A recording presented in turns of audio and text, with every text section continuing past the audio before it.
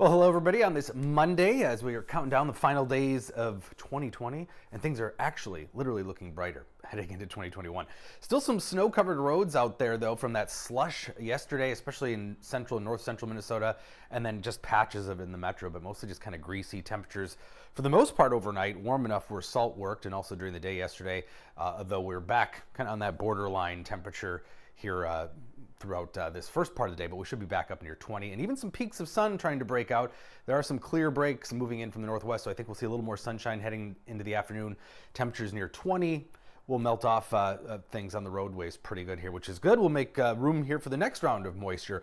A plume of moisture we can see moving out of the southwest ahead of an upper level low that's slowly making its way onto the California coast, and that area is going to be spreading snow out of the Rockies and across large swath of the north central part of the country. Everything in purple are winter weather advisories, which includes the Twin Cities, and then winter storm warnings to the south, places like Des Moines, and then winter storm watch in eastern Iowa, and probably will extend into southern Wisconsin, where they are going to see the heaviest snowfall there. That's where we're talking over a half foot of snow for some spots. So snow starts late tomorrow afternoon. It's not going to be as intense as what we had last week, but a steady snow for several hours, the bulk of which will fall in the 4 to 9 p.m. time frame.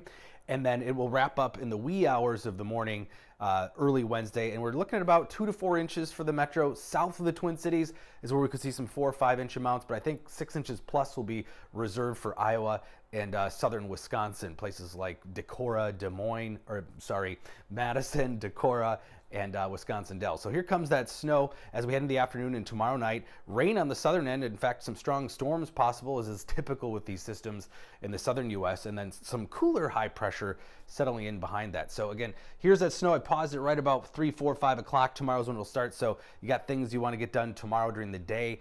Get it done in the morning, early afternoon. Should be dry for you.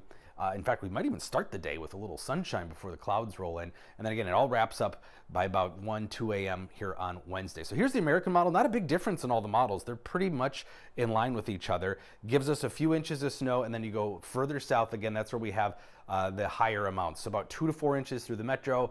You get a little north of the Twin Cities, maybe 1 to 3 around St. Cloud, and probably just an inch or less for northern Minnesota. And again, those higher amounts reserved for southern Wisconsin, where we're looking at over a half foot of some snow here heading into tomorrow night. So that's where they're going to get nailed this time with the heaviest snowfall, and not as much wind either. So we're not talking blizzard conditions.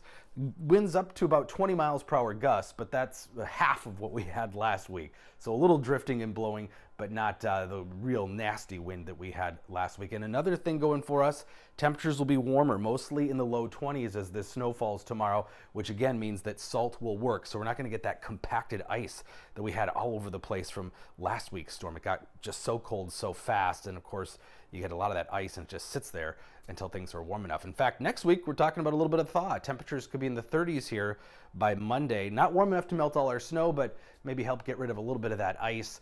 But some slightly cooler temperatures, especially late in the week. Tonight will be chilly, lower single digits, a few below 0 spots, and then a little warmer as the snow falls tomorrow into Wednesday with some slightly cooler temperatures.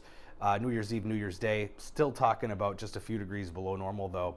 And then again, next week should be warmer with those highs near or slightly above freezing, it looks like, for at least a few days, and a lot of sunshine heading to the first day or two of 2021.